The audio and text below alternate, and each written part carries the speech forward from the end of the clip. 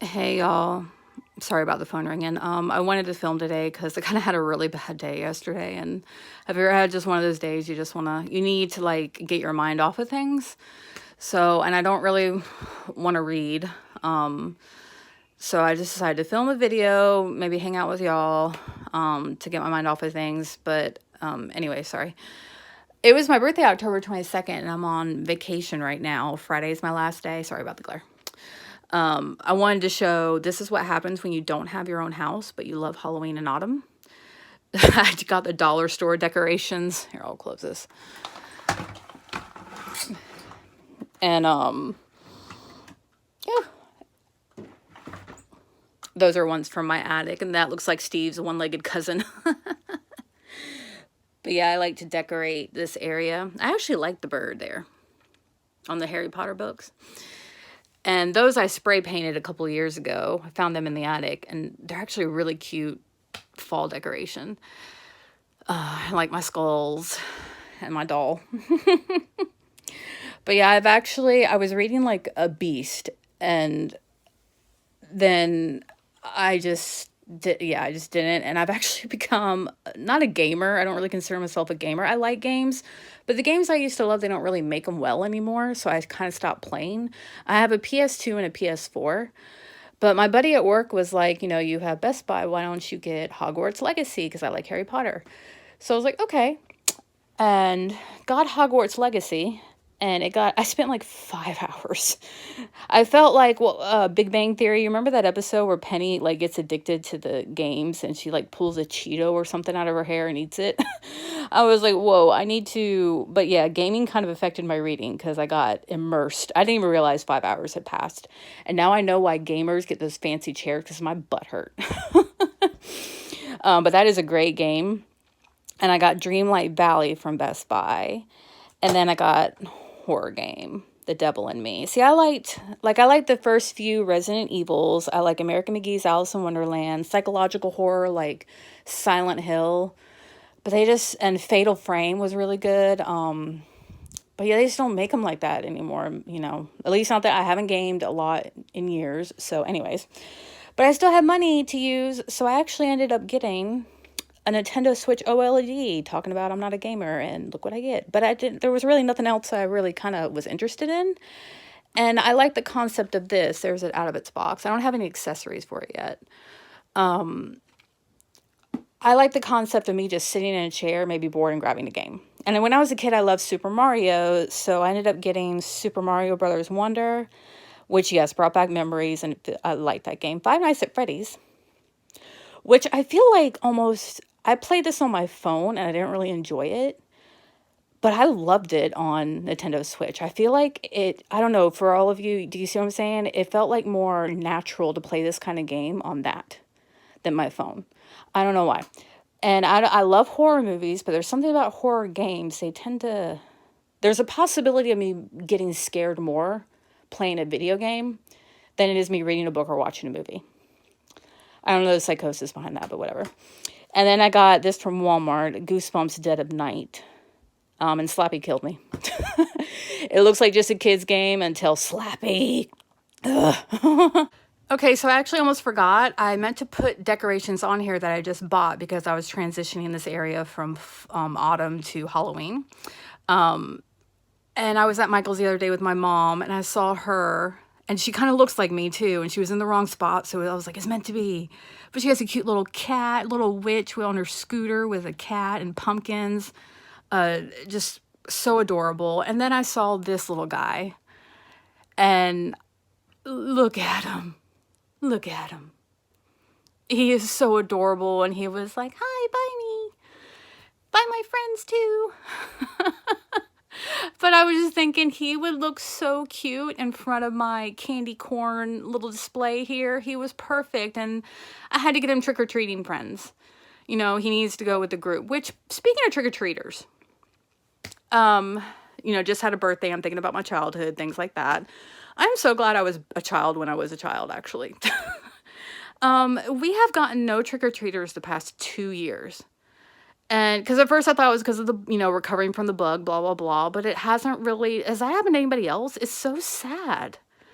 And I just remember having so much fun trick-or-treating when I was little. Like, it was a huge thing.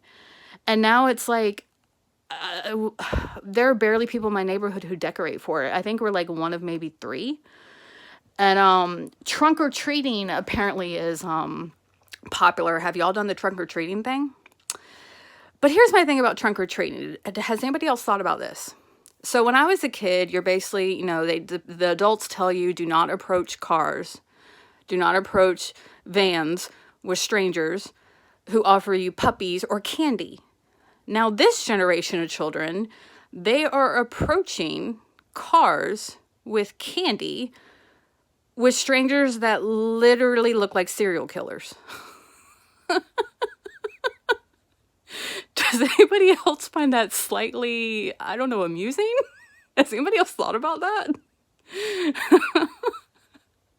Oh, okay. Sorry, I just thought I'd share. Okay, so first off at the top, I have Mystery at the End by Carolyn Arison. Now this is the perfect fall book. Look at that cover. It has pretty much everything from a black cat to pumpkins. This is a series. I got it from the thrift store. Mystery at the End. Look at the spine. The only sad part is I started this book and I didn't really love it. And it's not because the writing is bad or anything. It's just, this is more of a contemporary than I would say like a thriller or anything like that. So I wasn't really into it. I would probably unhaul it, but it looks too cute. And the story wasn't bad. It's just I need to approach it with more of a cozy contemporary look instead of a thriller mystery. You're not going to get that from this. Yeah, you're not going to get that. But the book is so gorgeous. And yeah, I might give it a retry. I DNF'd it, but I definitely will give it a retry because the writing wasn't terrible. And then I have, and this was A Victorian Rose by Catherine Palmer, a love story. And honestly, I got it because of the cover. And it was cheap. So.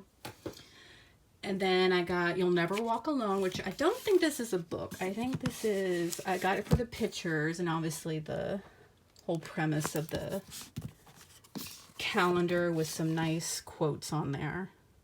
And it gives you a scripture, nothing shall be impossible unto you, Matthew 17:20. But the pictures are gorgeous.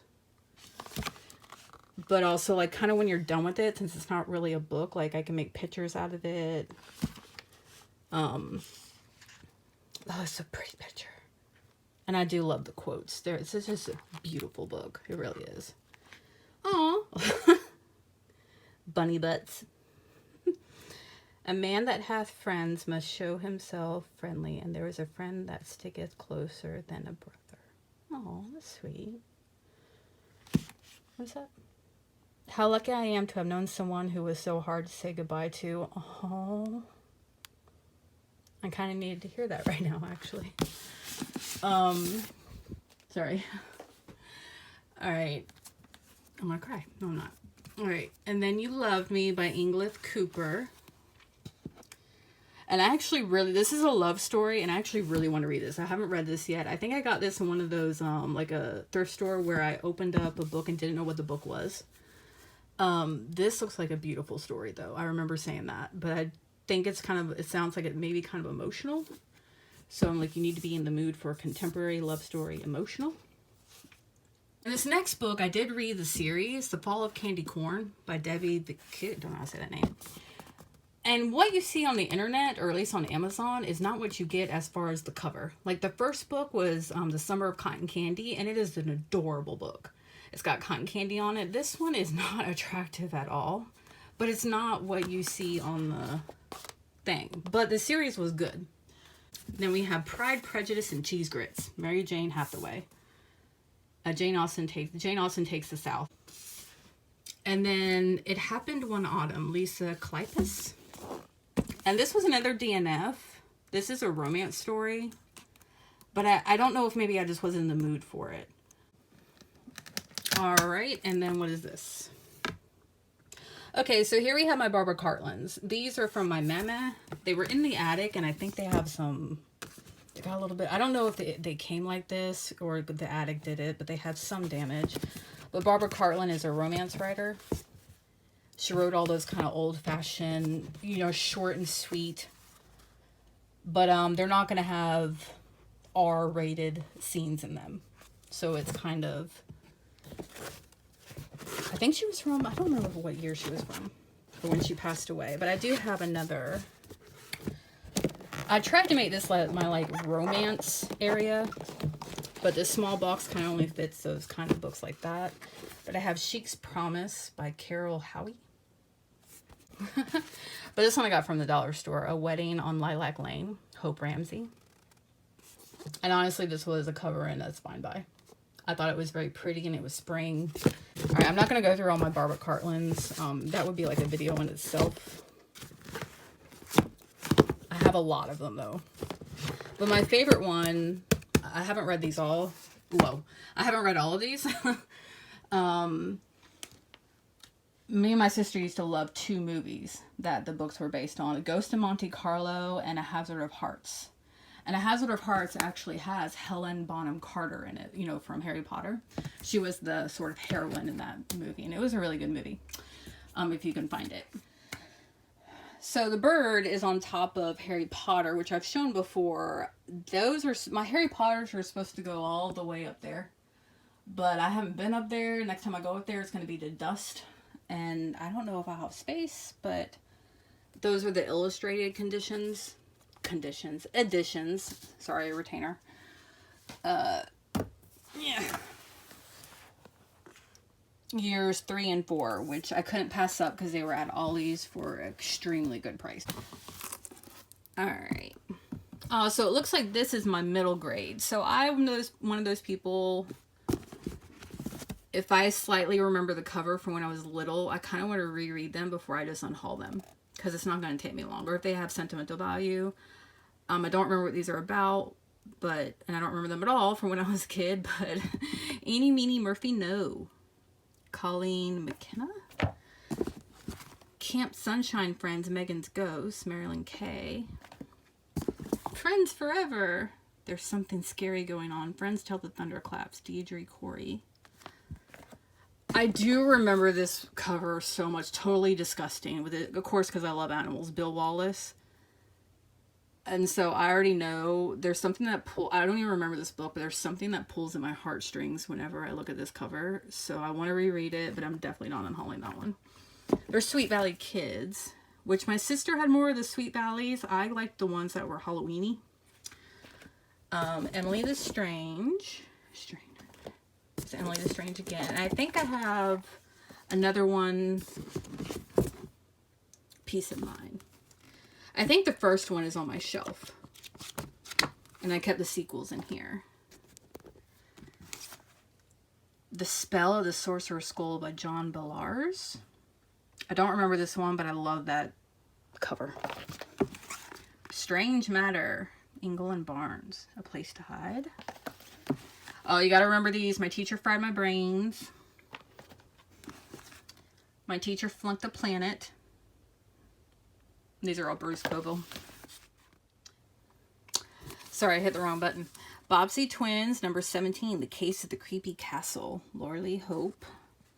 There's another Bobbsey Twins. The Secret of Sleepaway Camp. This is actually a new one. I saw this at Bruce Coville's Book of Magic, Time to Cast a Spell on You. I never read that. This is actually, I bought this recently. I found it and I was like, wait, I've never heard of these by him. Bruce Coville, I Was a 6th Grade Alien. Yeah, I got it at Mike's Used Book, where it's like you could actually sell your books and buy used. Bruce Coville, How I Survived My Summer Vacation, Camp Haunted Hills. Here's another Camp Haunted Hills. The Dinosaur That Followed Me Home. And I think My Teacher's Alien is on my shelf. And I have a bunch of these, but I think they're in the attic because I have so many. This is Girl Talk series. And I have almost all of them. I loved these when I was a teenager, preteen, I think. There's My Teacher Glows in the Dark. What's this? Sweet Valley High Kidnapped. This was actually one of my favorites. I remember that. Shipwrecked. I remember loving this too. I don't remember fully what it was about. I think I remember the movie too. There was a movie, yeah. Baby Hitler? Whoa, I hope it... Hiller. Oh, I'm sorry. I was like, what? That's not really your last name. Ruined a novel. I read this recently and it was really good. I have the sequel. I haven't read it yet. Alone, Sin Belog. The Haunting of Derek Stone. Bayou Dogs. Tony Abbott. And the thing about Ollie's is that they have books, tons of them, but sometimes you don't get the first one. But they have the sequels at a good price. So I'm like, this series sounds pretty cool, but I'll have to buy the first one to see what it's about. The Spider Ring by Andrew Harwell. Oh, this one I actually want to read really soon. The Shadowing Hunted. The Gateway of Evil is Open by Adam Slater. Don't Cosplay with My Heart. Cecil Castellucci. And this one, Fart Quest by Aaron Reynolds. A silent but deadly adventure. So at first I was like, this is ridiculous. I'm not going to get this. But then when I was in Ollie's and it was a good price, when I looked at the Amazon comments, they're so good about this, about how people of any age love this book. And it was like families reading it together.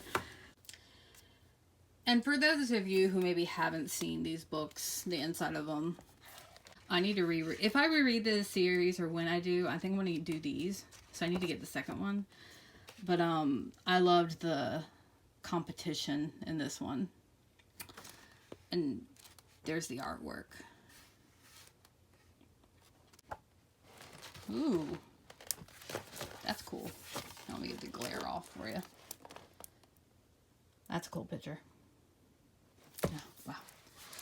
So there's that. It's adult horror, if I'm remembering right. Yes. So I have Kill River, love it, and Kill River 2. And then I have, those are by Cameron Robeek. Very good books. Brian Smith, The Unseen, which was pretty cool. I want to read the second one, actually. And it has that velvet texture. It's awesome. Karen White, Return to Trad Street. John Saul, The Right Hand of Evil. Cool house on that cover. Peter Straub, The Hellfire Club. Peter Straub, Ghost Story. This is a popular one, and it is a really good story. I haven't read it in years, but I remember really liking it. Let me get... So this is actually... I don't remember where I got these.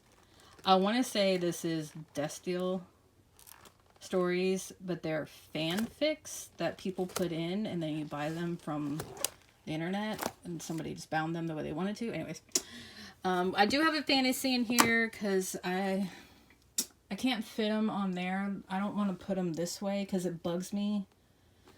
So he just goes there until I can fit him on the bookshelf. Disco Death Trap by Cameron Robeek. The Golf Course by Cameron Robeek. Bless the Child. Awesome movie. Kathy Cash Spellman. Dean Koontz's The House of Thunder. The Bad Place. And I have a ton more of him, but what I like to do is keep the ones that I want to read next down here, and the rest are in the attic. Velocity. I loved Intensity, and someone said if you love Intensity, read Velocity. Oh, Tamara Thorne, Moonfall, great book. And I think this was a series, the sorority series, Eve and Marilyn. I think there's another one though, and I just don't have it. I read those forever ago and I loved them. Let's see. Oh, I have some Supernatural. John Passarella, Night Terror. Witch's Canyon. Oh, look at Fetus, Dean, and Sam. Jeff Mariotti. Deadly Friend by Keith Ferrario. Lucifer's Eye, Hubie Cave.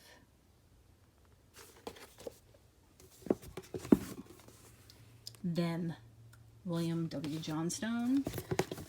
Robert R. McCannon, Stinger. He's here and he's not friendly. Well, that's the way they enter a room. Zombie by Joyce Carol Oates. This is a new one. Forever Conrad, Martin Goodman.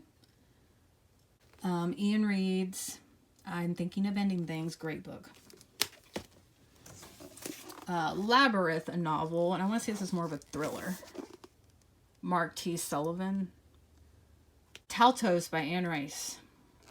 And honestly, this was just a really good deal. I don't know the Mayfair Witches. I've never read Anne Rice, actually. And someone, my friend who's a huge fan, says I need to fix that. He really likes Interview with a Vampire. But yeah, good price and great cover. So that's it. All right, have a good one. Bye.